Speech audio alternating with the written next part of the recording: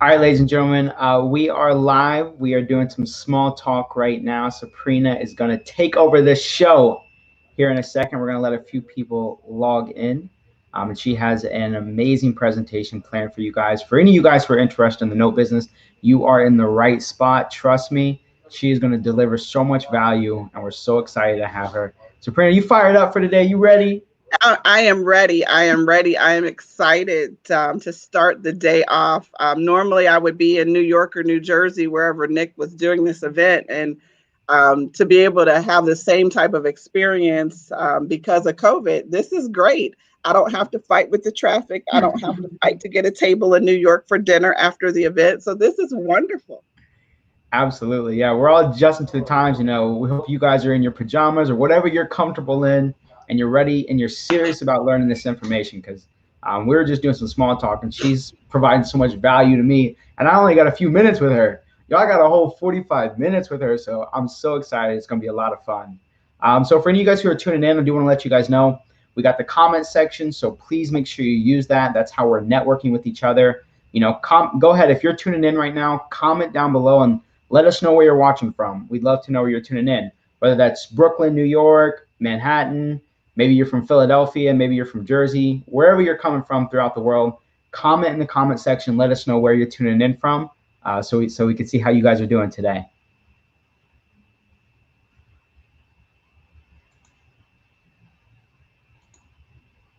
So, Sabrina, real quick, because I got time for a few questions for you. Okay. Do you notice a lot of new investors or new note investors getting into the business right now, or is it more just kind of the experienced players running the shows?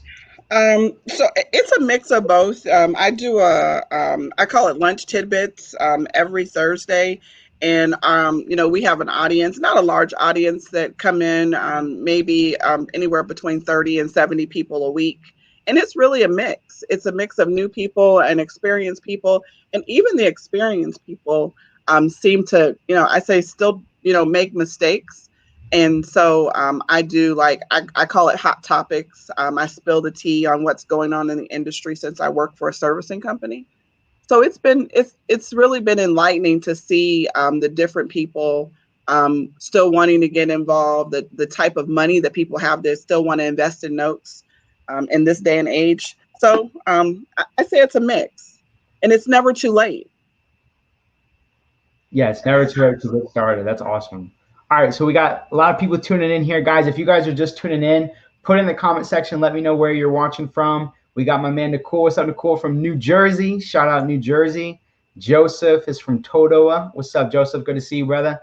We got Amy from South Jersey. Jersey's in the house tonight or I today, this see morning, this this morning. morning, It's early. this morning. I only got a few hours of sleep last night, so schedule's a little off. Steve's from Manhattan. Shout out New York. We got Shannon from Dallas. What's up, Dallas? Welcome, Hey, Dallas. yes. And Andre is from Philadelphia. Guys, if you guys are tuning in, put in the comment section, say what's up, say hello. Let me know if you're fired up for today's event. Want to make sure you guys are actively engaging. Want to make sure you guys are listening. Want to make sure you guys are taking notes. I got my paper and pencil right here. I'm always taking notes because the value that you guys are about to get from the one and only Sabrina is going to be amazing, and we're excited. All right, Yes. Sabrina, you ready to run this? You can. I'm gonna head out of here then. All right. I'm ready to get started. I want to welcome everyone. Um, I just want to just let you guys know I'll see your comments at the end. I'm going to try to hold them to the end because I have 43 slides, and that means I have a minute for each slide, and I don't want to rush through anything. But hopefully, I can get to the end of my presentation today because there is a lot to cover.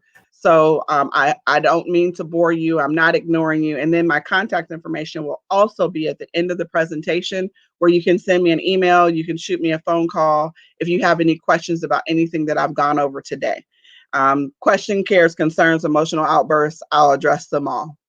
So, I'll go ahead and get started if that's okay. So I hear a lot of people are involved, are here this morning.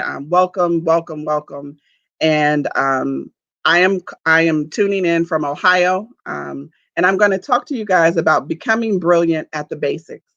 Due diligence is the key to your success.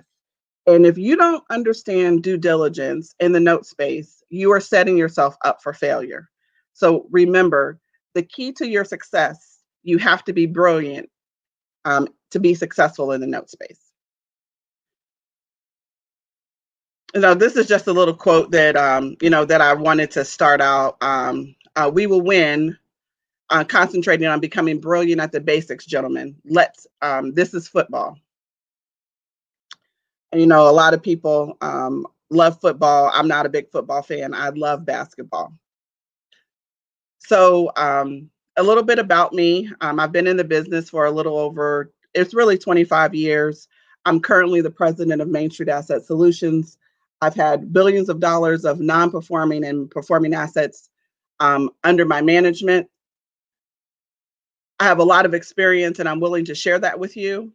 I am a firm believer never to be selfish with your knowledge, and and as long as you're willing to share and be honest and transparent, I think that's the way to go in this space. I won't really sell you anything, but make an offer. I'll buy your notes if you have any, and I won't sugarcoat anything. So you either love me or you hate me, and there's no in between. So the things that we're going to talk about today is we're going to talk about what is a note, why do institutions sell notes? There is a difference between a first and a second. We're going to talk about taxes. Taxes is really where people really make their biggest mistakes in the note space because they don't really know how to check them, especially in those places like New York, New Jersey, Pennsylvania. How important it is to review a title report, special assessments, assignment chains, borrowers and bankruptcy, finding good REO agents, values and comps, note sellers, vendor relationships, and exit strategies. So we're going to try to cover all of that in 40 minutes. So this is going to be crash course, but really a lot of good information. Types of documents that you are going to be looking at in this space. So we talk about notes, but really we're buying two instruments when we're buying notes. We're buying a note, which gives you the right to enforce, and then either a mortgage or a deed of trust, depending on the state, whether it's a judicial or non-judicial state. And what is a promissory note? It actually it creates a lien against the property, and again, it gives you your right to enforce if a borrower or if someone goes delinquent on their property, or because of non-payment. Generally, a mortgage is recorded in the county that the property is located in.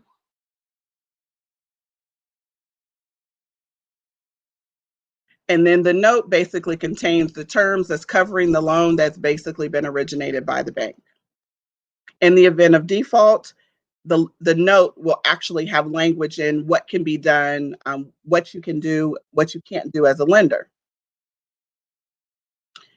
Also, if the loan is escrowed, it talks about taxes and insurance. And then it gives you the right to secure a property if the loan is in default. So those are some of the basic things that a note will allow you to do. Types of notes for purchase. Again, a note is an instrument that allows you to enforce debt collection by the note owner. And I say by note owner, you become the bank, you become the financial institution if you purchase this document. And I don't know if I have newbies on, so I know this is very basic, but I just want to cover this and get this out of the way. Another type of note that you can purchase is you can purchase a performing note or a reperforming note. In the language of the note at origination, it tells you that a bank or the financial institution that you are actually taking a loan out with, they have a right to sell that loan at any given time, even at the day of funding. They can sell it the day of origination. So then we have reperforming notes. A reperforming note is a note that has gone into default and someone has turned it into a performing loan where they get the borrower to start paying again by a modification or forbearance agreement, and the loan is current. And what does current mean? Current means that they've made payments on time and they have not rolled 30 days in a in a month. So they haven't rolled from one month to the other. And generally, a performing loan, we like to see those seasoned for at least 12 months. A sub-performing loan is when a loan is running about 30 to 45 days delinquent, but it's consistent, but it's a sub-performing loan. There's some risk involved in that because you don't know if the borrower is going to perform. So we'll talk about payment history later on, but this is another type of note that you can purchase as a sub-performing loan. And then frequently hits a non-performing status, and then they get to reinstate. If you allow them to reinstate, remember, you will be the bank. And a non-performing loan is just that. It's a loan that's 60 days past due. Generally, that's when we start looking at other measures in order to be able to bring the loan current. And that is, the default world, a non-performing space that a lot of people talk about. If a loan is 60 days past due, you're looking at once it hits 90 to review it, to send it off to foreclosure, to start enforcing that lien or that the lien against the property that we talked about via a judicial or non-judicial sale. And the other thing that you'll see a lot is a charged off loan or a charged off note. And that means that the account hit 120 days past due and it has hit the charge off department, and either they're going to start foreclosure or they're going to try to sell it on the secondary market, which is our space. Again, you have heard me say that a non-performing loan, when you actually, if you buy it, you become the bank. You have the right to enforce and actually become creative on how you customize the performance of the borrower if they actually stop paying. One of the things that I want to talk about to also is remember that life happens to a lot of people. And just because they fell delinquent with the bank and the bank has sold the loan, they're not always a deadbeat. They need somebody to bring them back to life. They need somebody to do triage, work a miracle in their life in order to be able to keep their home or homeowner retention. So how do you customize a loan that's become non-performing and turn it back into performing? You would do a loan modification. A loan modification requires you to collect some documents from the borrower, such as a hardship package, evaluate their circumstances, and it will then allow you to put them into terms that they can be successful again. Again, all of this stuff is done with a servicer. I don't recommend you all do your own workouts, but some people still do their own workouts. But with CFPB and Dodd-Frank and all the regulators out there, I just say use a servicer. You don't have to use Main Street. There's several out there. Kevin Cordell has Madison Management. There's Ally, there's FCI. There's several different servicers that are out there that can help you with these things. So don't get overwhelmed and think, oh my God, I could never do any of this on my own, because there are vendors out there to actually help you be successful. Another thing that you could do, if you realize after you've collected a hardship package and a borrower just can't afford to keep their home, you can actually suggest they put their house on the market and you can do a short sale. Some of you guys that are fix and flippers or in real estate, you know a lot about short sales. And that's another way that you can exit out of your note, your non-performing note. Cash for keys, actually offering the borrower cash for keys and do a deed in lieu of foreclosure. Some things that you have to do, you have to make sure, you have to pull title to make sure that, there's no other mortgages on the property. There's no IRS tax liens. There's, there's nothing out there, no special assessments when you're taking a property back, doing cash for keys or deed in lieu of foreclosure.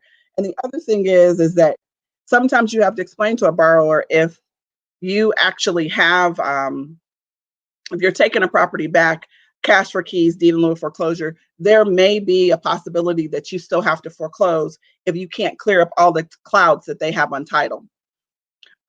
Generally,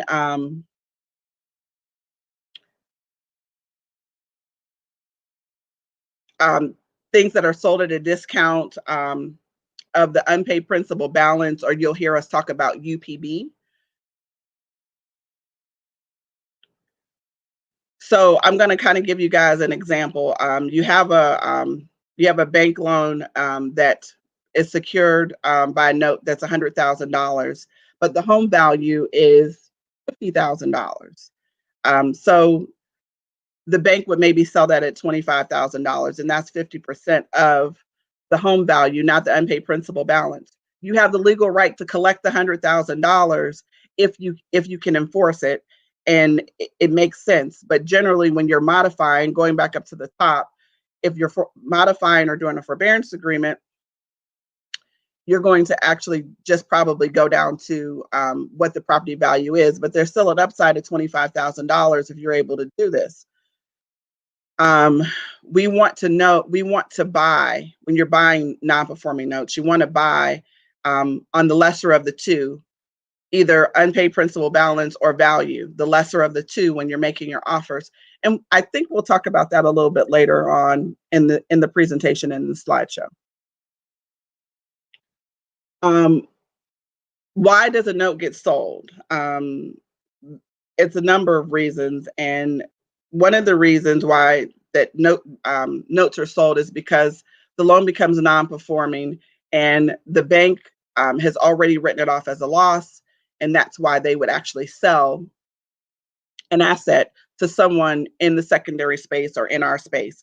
And generally, they're sold in tranches when you're dealing with the larger pools. When you're dealing with millions of dollars of notes, they're normally sold in tranches, not as a onesie twosies, but sometimes they are, because that's actually how I started selling notes.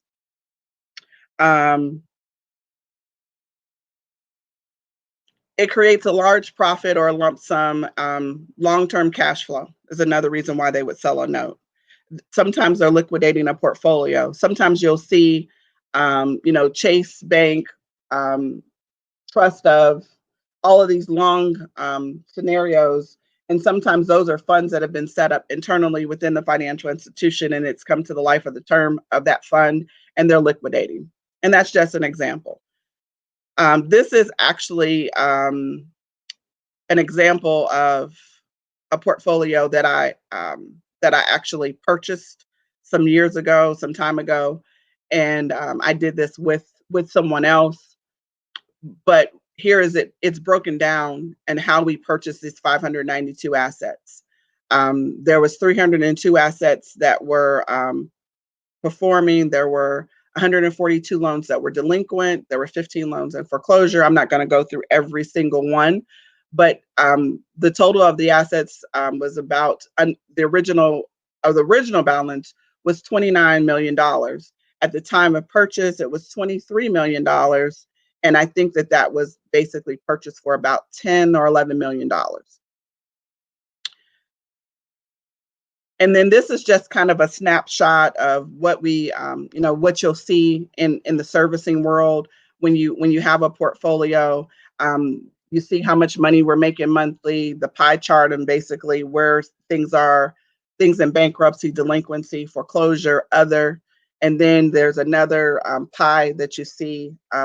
I don't know if you guys can see my arrow pointing, of all the breakdown of the states that were involved in this particular portfolio. And this was a snapshot of my assets on a running basis, on a monthly basis, the prior month, the prior year, and year to date, on what I had collected in reference to this particular portfolio.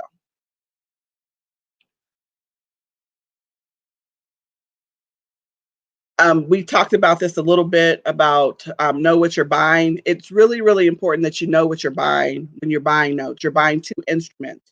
You're buying the security instrument, which is the mortgage or the deed of trust, and the promissory note, which is the contract that requires the borrower to pay. And you need both of these instruments in order to be able to foreclose. So I'm going to tell you a little short story about a foreclosure in North Carolina. So we had digital copies of the collateral, and we had a judge ask for the original collateral in North Carolina. We were going through the foreclosure. Well, we only had certified copies, and we had not completed a lost note affidavit. We didn't have the original note. We only had a copy of the note. And this judge basically dismissed our foreclosure because we didn't have a copy, the hard copy, the original copy of the document. So these documents are really, really important. So if you buy a note and you get these documents, don't leave them on your kitchen table. use a custodian, and we'll talk about that later on down the presentation. But it's really important that you know what you're buying and know what you're supposed to have after you funded your deal. Notes and mortgages change hands many times. Sometimes they're sold from the bank, and they're sold several times in our space, 3 or 4 times, and that's really not unusual. And sometimes a document can become separated from the original collateral, and you can fix that, but you need to know that you can fix it, or you need to know that you need to fix it. And that's why it's really important that you use a custodian or someone who understands or knows how to do collateral review. A lost note is a valid foreclosure defense, and it has been proven that even if you don't have it, you can still foreclose as long as you have a lost note affidavit. But there are some cases that if documents are lost, and you're in the middle of a foreclosure, like in Cuyahoga County or in Ohio, there's a judge that's just notorious for dismissing a foreclosure with prejudice. And again, you guys, I see questions coming up. I promise you at the end, if I can, I'll go back through and I'll answer your questions. But like I said, I have a lot of slides to get through, and I'm already on my 20-minute mark. So this is just an example of what a note looks like. This is what a note looks like, and this is what a deed of trust looks like. Just want you guys to see what the documents look like to give you a visual, because sometimes, again, if you're buying something, you don't know what it looks like. You don't know if you're buying the right thing or not if you're new in the space. This is an assignment of a deed of trust and an allonge. So these are things that actually happen when you buy a loan. So you would get an assignment of mortgage or deed of trust, and you would also get an allonge. An allonge is very important because the allonge is basically the endorsement stamp that allows you to cash the payment. So generally, there will be 2 or 3 endorsement stamps on the actual note, but if they run out of space, they start creating an allonge, and this is what those 2 documents look like. And also, if you want my slides at the end of the presentation, I'm willing to email them to you if you request them. So now that you've had your crash course on types of notes and what the documents look like and what a snapshot of a portfolio looks like, the thing that people get stuck on the most is property taxes. This is where you basically kill your deal if you don't know what you're doing.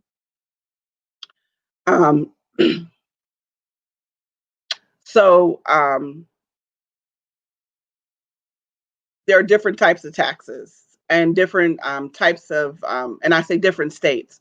So like in Pennsylvania, there's borough taxes, there's city taxes, there's school taxes, there are all kinds of delinquent taxes that can show up. But if you don't know how to look for them, if you don't know how to search for them, that could kill your deal, because that's something that you have to factor in when you're buying notes. You need to be aware of the area you're buying and what those tax bills are.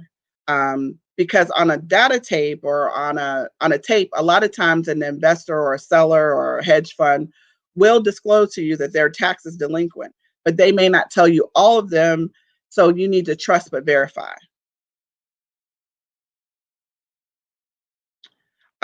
So the other thing that you need to do is you need to review the title policy or the title commitment to confirm your lien position. Know what you're buying.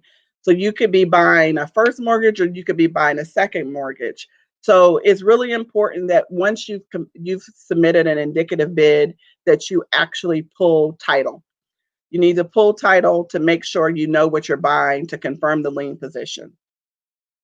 And some of the other things that'll come up on title, it'll tell you the current owner of the property. Just because a borrower is not the owner of the property doesn't mean that your lien is not still enforceable. It just means that they've just changed ownership on the property. When you're looking at title, you need to make sure that you're looking at special assessments. Sometimes water follows property if they've had to cut the grass, if something major's happened, like there's a sinkhole and there's sewer issues, they charge that back to the home. So it's really important that if you're in a place that you're going to buy a note, you need to make sure that you look at special assessments. And also, USA Pro Title is going to be on this, I think, this event today. They are really, really awesome at providing you with a title report and the breakdown. And in one of the sections, it tells you about the assignment chain. Basically, if Chase sold it to US Bank sold it to Hartville Investments sells it to Main Street Investment. The title will tell you about the assignment chain, and if there's any breaks in assignment chains, or if there's something recorded out of order, look at your title report and know what you're looking at.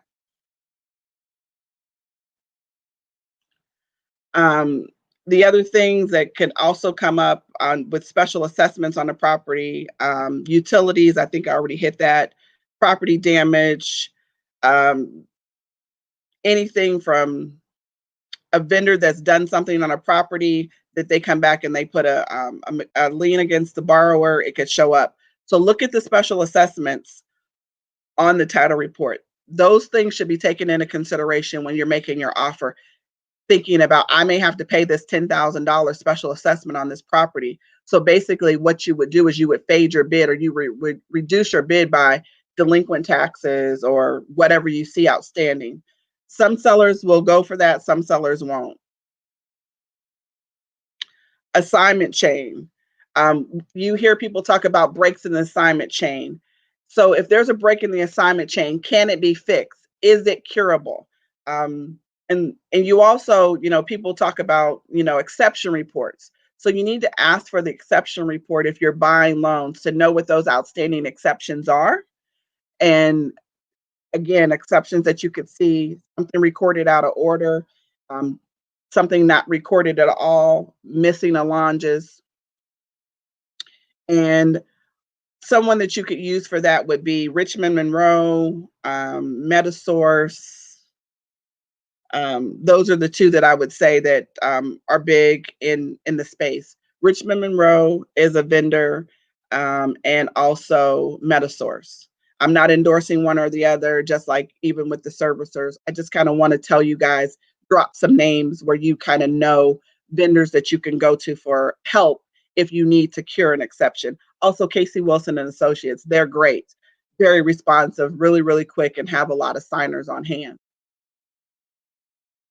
Do your research on the borrower when you're looking at a note. And how do you do that in this modern world of technology? Google them. Google search your borrower, first name, last name. Lots of times I include the city, state, zip code, and I don't include the address all the time when I initially do that.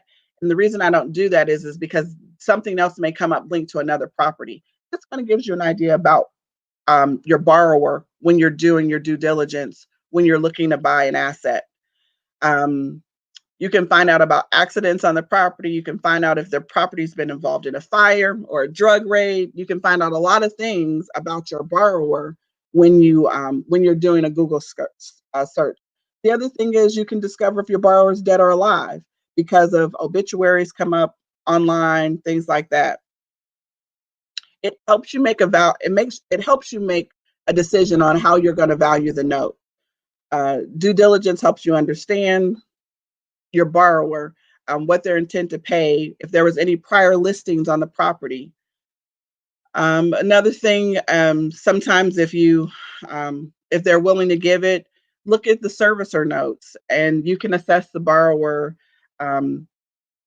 See if there was, a cash for keys in the servicer notes. Make sure you check bankruptcy. You can go to pacer.gov, and see if they filed bankruptcy, see if there's a pending bankruptcy, because if a borrower is in bankruptcy, it's going to slow down. It's going to slow down your process once you buy. You can also look at, credit reports, and credit reports will tell you the delinquency, who's checking the borrower's credit, if there's any other mortgages, if there's any IRS tax liens. Get to know your borrower that you're going to be dealing with on a regular basis if you decide to buy the note. Bankruptcies. If a borrower is in bankruptcy, you need to know, again, like I just stated, that you're going to have to hold the note a little longer than maybe you anticipated. Verify if a proof of claim has been filed if you find out the borrower is in bankruptcy. These are just questions that you can ask your seller. If a proof of claim has not been filed, you also need to know when is the deadline or the time that will expire to be able to file your proof of claim. And a lot of times, if you go to pacer.gov, it'll tell you when the proof of claim is due in the first meeting of creditors. Verify if they filed a Chapter 7, 11, or 13. In our world, generally, we see people filing a Chapter 7 or a Chapter 13. Very rarely will we see them file a Chapter 11. Sometimes you will, but not very often. And if you see that a borrower is in an actual Chapter 13, find out how quickly you're going to be able to get your collateral so you can make sure that you're able to get your proof of claim filed, and if one has not been filed, or your transfer of claim. Generally, to file a proof of claim, I think to use an attorney, it runs you about $900. And to file a transfer claim, I don't know, don't quote me on prices. I shouldn't be doing this. It's probably about $400 or $500 just to be safe. Again, that's another expense that you need to factor in if you know that a loan is in a bankruptcy. REO agents is a secret weapon. REO agents, where your property is located and the note you're buying, could be a really great success if you work with the right agent. What can they do? They can be your boots on the ground in a particular area. It can give you a report. I say a ground report. Basically, it can tell you about the neighborhood. It can tell you about the property. They can tell you if it's occupied or vacant. REO agents can become your best friend when you're trying to buy non-performing assets. A lot of REO agents really are reluctant, though, to do things for us now because a lot of people have used them and not wanted to pay them. But build a rapport, build a relationship with the REO agent on a note that you're looking at buying, and tell them if the loan goes through foreclosure that you'll hire them to list the property. And generally, sometimes they'll do that, or offer them money to do some research for you. How do you find the best REO agent? You call a local title company and see who the top REO agent is in the area, but you don't use that top REO agent. You use their assistant, and their assistant basically willing to learn, so you can get them to do some work for you for free.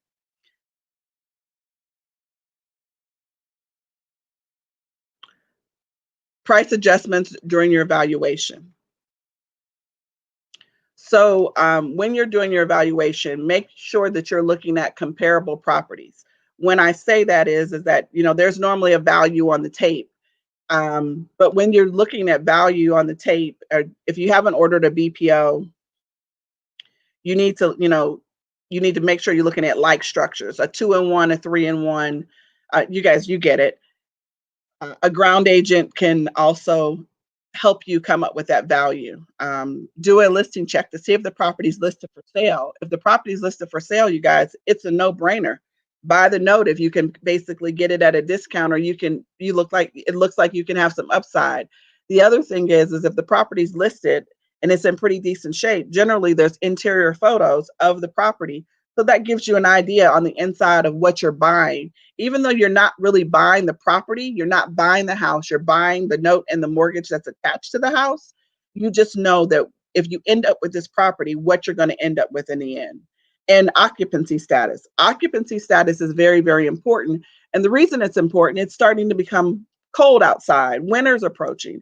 And a lot of us back east, it gets cold. So if a property is vacant, you need to make sure that if you're going to close on that note, you need to get the property secured. You need to get it winterized. You need to do all of those things.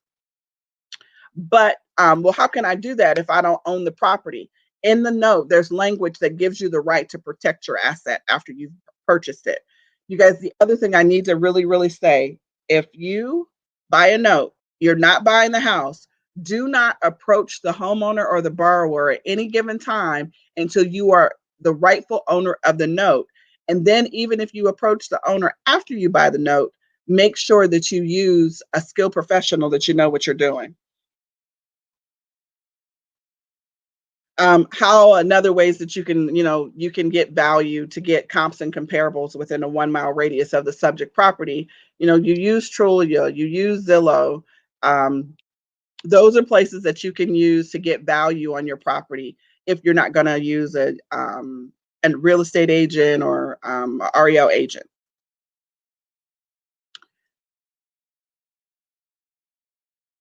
And the other things that, like I stated already, that the ground agent or the REO agent can tell you is that they can basically tell you the overall condition of the neighborhood, how properties are showing. It could just tell you a lot. So I don't want to repeat because I've already said some of this. And sometimes, you guys, I'll get ahead of my slides because it's all in my head. And I'm guilty of that. I'll just say that. So when you're searching a property, make sure that in the Google search box, you are also looking for current MLS listings.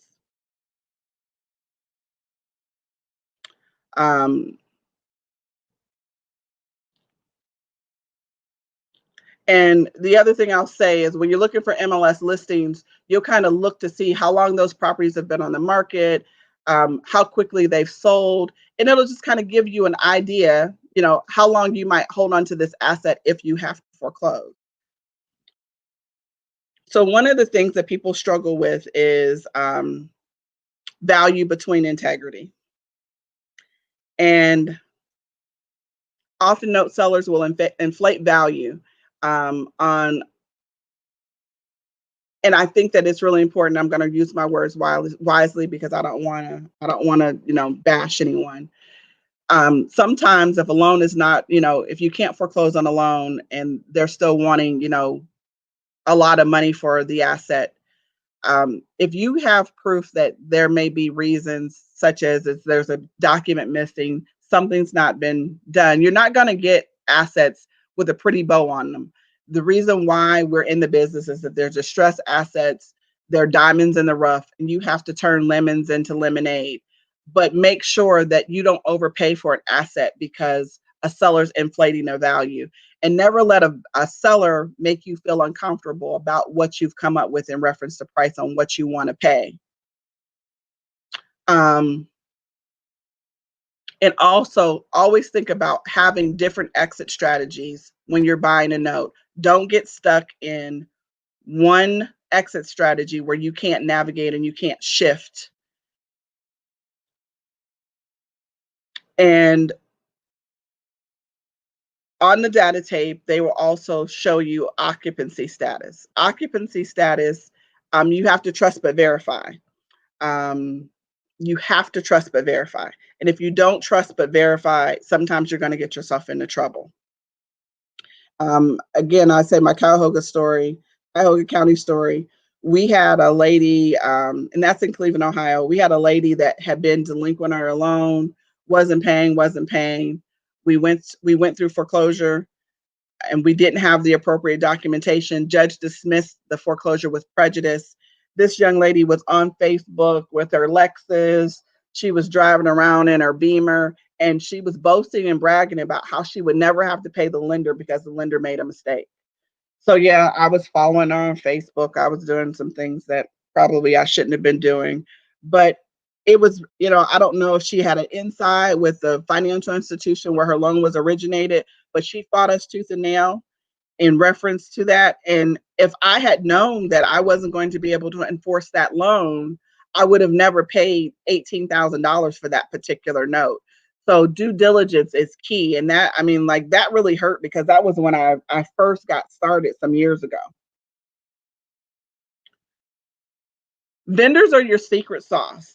So you need to know that if you want to be successful, you have to have leverage in this industry, and setting up a solid team on how you're going to do things. It's really, really important that you get your vendor relationship set up. Don't go buy a note and then backtrack and try to go set up your vendor relationships. So know who you're going to use for your collateral review. Maybe you may be good enough to do it yourself. Maybe you're JVing with somebody that's pretty smart, and they can do a collateral review and they kind of know what's going on. But if you don't know and you don't have a partner that's savvy or very experienced in the business, use a service provider. Casey Wilson and Associates, Metasource, Richmond Monroe, Pro Title. Those are really, really important vendors that you should use. Just final notes, things that can be discovered in due diligence. I talked about it. Delinquent taxes, trust but verify. Understand what you're buying, or you're comparing your comps and comparables. Know what you're buying. It's very, very important. Profitable exit strategies. When you are looking at your exit strategies, remember that there is a heartbeat in every home. Life happens. It is so important to know that there is a human being on the other side of that paper that you're buying. But your profitable exit strategies could be a loan modification. It could be a forbearance agreement, deed in lieu, selling a partial, short sale, foreclosure. Yeah, foreclosure is a profitable exit strategy. Knowing that if you have to go through judicial or non-judicial foreclosure. If you want to be successful in this space, you really have to stick to the basics and understand due diligence is key to your success.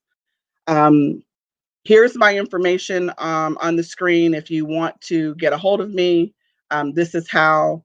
I do have a mentoring coaching program.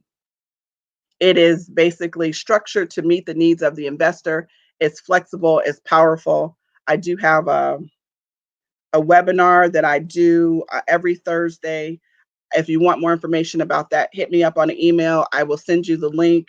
It is normally at noon Pacific time, 3 o'clock Eastern time. Thank you guys for joining me. I'm going to go to the board to see if there's any questions, and hopefully I can get to that board of questions. And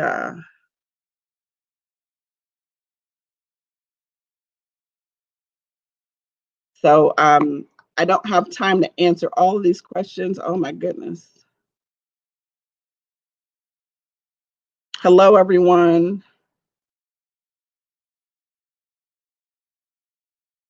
So I have a question. If your second lien was not satisfied, but the borrower sold the property and title company missed the lien, what do you do basically? So you can basically, if you have a title policy for that second mortgage, well, if they took out title, you can basically file a title claim or start foreclosure to force the title company or the first lien holder that took on the new loan to actually force them to pay you off.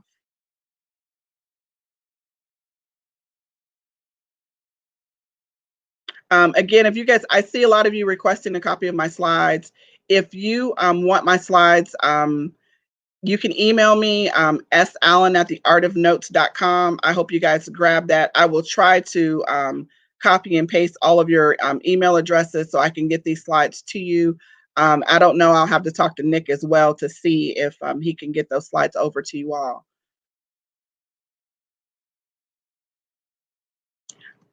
Oh, so I see some people answering some of the questions as well.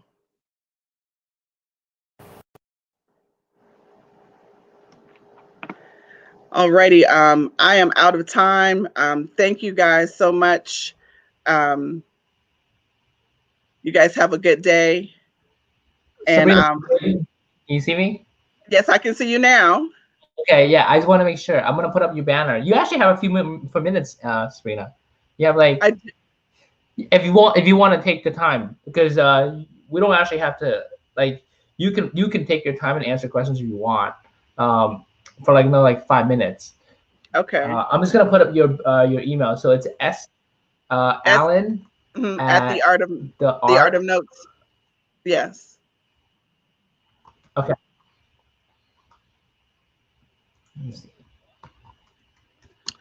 So I see a question about, would title insurance help us with special assessment portion? So no, it will not. If you miss that at the time of your due diligence, that is, and it can be pretty hefty. We've seen special assessments, especially in New York. I've seen water bills up to the point of $30,000, $40,000. I don't know who lets a water bill get that high, but I guess in New York that's just normal business, Nick. I don't know. That sounds like more than as much as taxes, property taxes. I say it's criminal. So sometimes, I'll do a little bit of research and find out that they were lying about that on the HUD. But if you don't check the HUD, you don't know. So Nick, is there a way for me to capture the email addresses that wanted my slides, or? Yeah. So we have a lot of people on this call right now, and the problem with our platform is that it doesn't require everybody to give me their emails. Okay. But I believe I have your your email on a banner. Okay. And because of that, everybody that enjoyed the segment, if they want to not just get copies of the slide, but talk to you, buy some notes, or even reach out to you for mentoring. That's the point of contact. That works. That works. That email that reach out to Saprina. So the other thing that I want to just kind of talk to you guys a little bit about is sourcing your seller. We've just had some bad seeds in our space. Google your seller. See if they have any criminal charges against them. See if there's any lawsuits pending against them. It's really, really important. I've not been in this space for 25 years because I've taken people's money and run off the hills with it. I've done that. I've been able to stay in this space for 25 years because I've operated with integrity.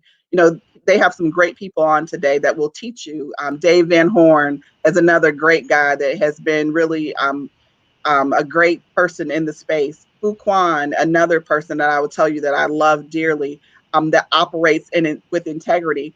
We have to protect the space that we're in, operating with integrity. Also knowing that the money that you're investing it could be your IRA money, it could be your family's money. And I want to be a good steward of that money. If you decide that you want to buy some notes from me, whether it be a first mortgage or a second mortgage, make sure you vet your seller. Make sure you vet your seller, you guys. I want to make sure that you understand that. Do not wire your money to anyone without knowing that you're actually buying something. Protect yourself in your purchase and sale agreements. Understand what you're buying. Read those contracts. Don't just sign something because somebody sends it to you. Warrants and reps are very important in this space. Know if you're going to be able to get a refund. Know if you're going to be able to get your money back.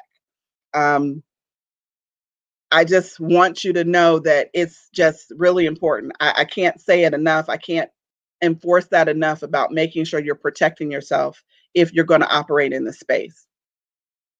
I'm going to scroll down here to see if there's any more questions. If there's no more questions, I'm going to disappear. Before I disappear for the day, I will make sure.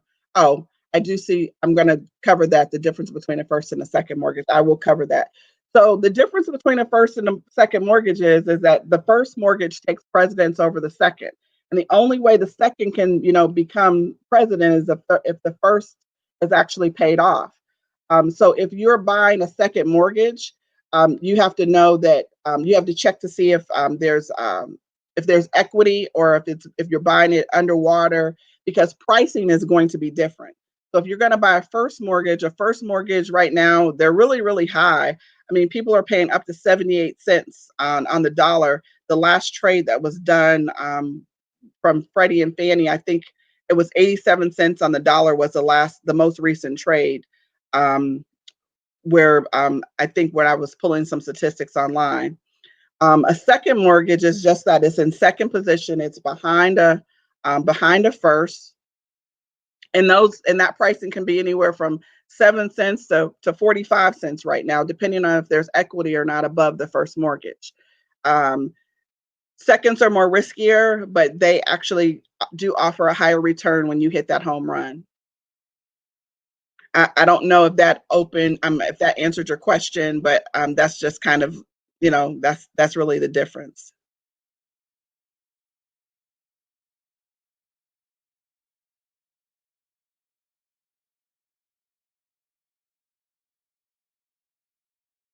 So there's a few platforms that you can actually go look at notes.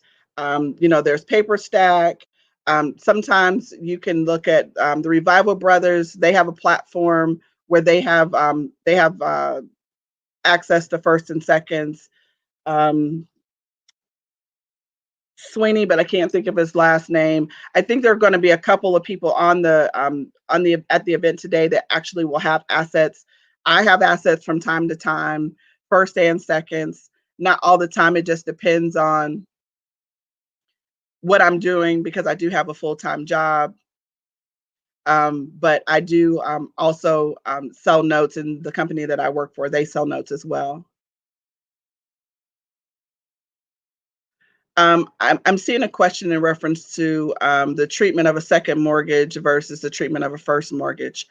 There really, in reference to the approach of collecting and enforcing, there really is no difference.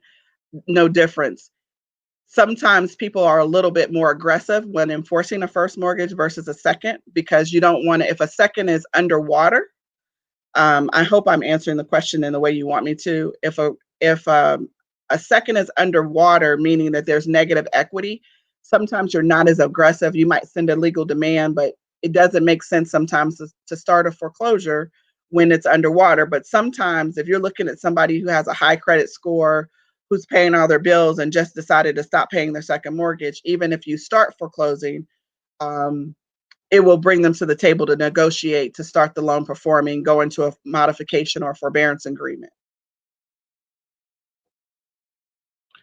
So again, if you're looking for assets, let me know, and then I can give you a couple of links on places where you can start looking for notes. And like I said, there are a couple of note sellers that's going to be on the presentations later today. So make sure that you take a look and you listen to their presentations. I see a question: any pitfalls for newbies that I can talk about? I say the pitfall for newbies is buying blindly, not understanding due diligence. I think it was 5 or 6 years ago, I was at this event. It was in New York. And there was a guy that told me that he had just bought a loan for $20,000. I said, well, what did you buy? He was like, I don't know. I bought a note. Did you buy first? Did you buy a second? What kind of due diligence did you do? He hadn't done anything. So don't get so excited about somebody's offering you an asset to buy where you don't do your due diligence. Understand what you're buying. Make sure that you're checking taxes, making sure you check bankruptcy. Make sure you understand if the property is occupied or vacant.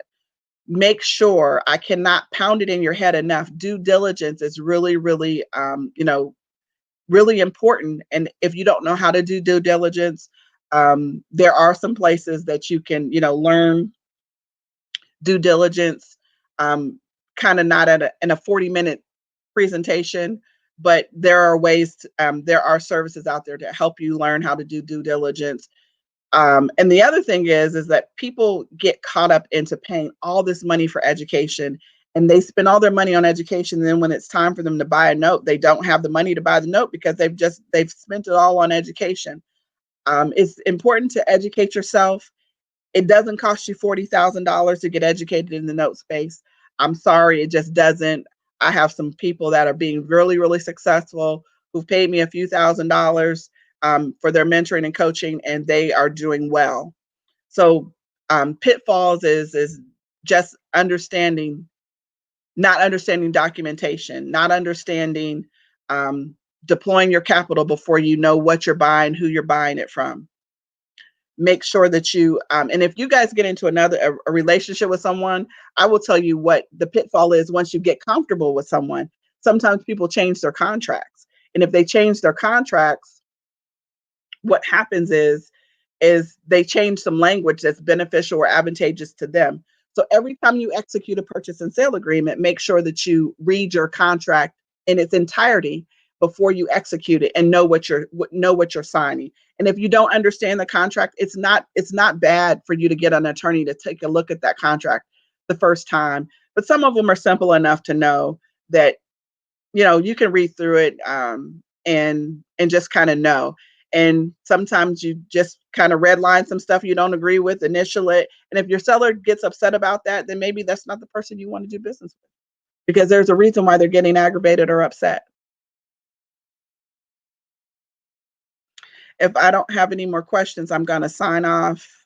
I'll just wait a couple more minutes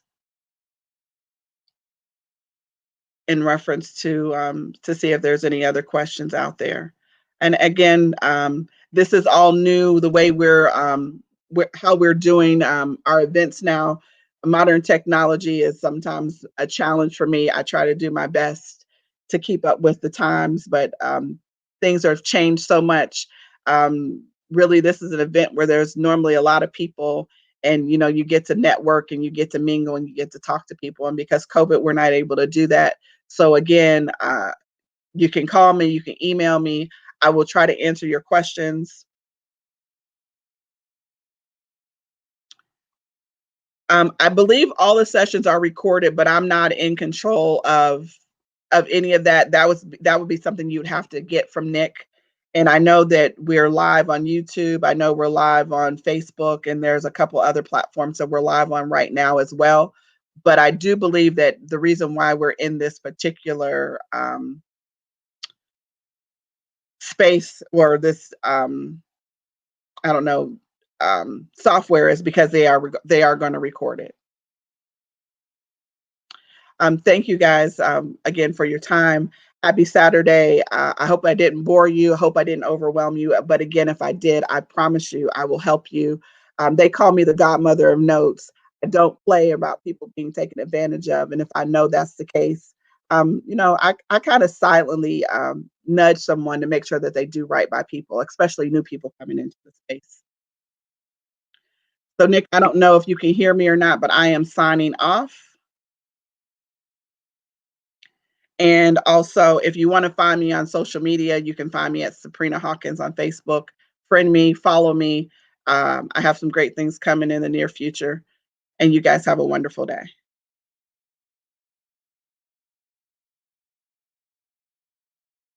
My number is 330-472-3966. Again, I will say that one more time. It's 330-472-3966. Also, shoot me an email. If I respond back to the email, my phone number is at the bottom of my signature page.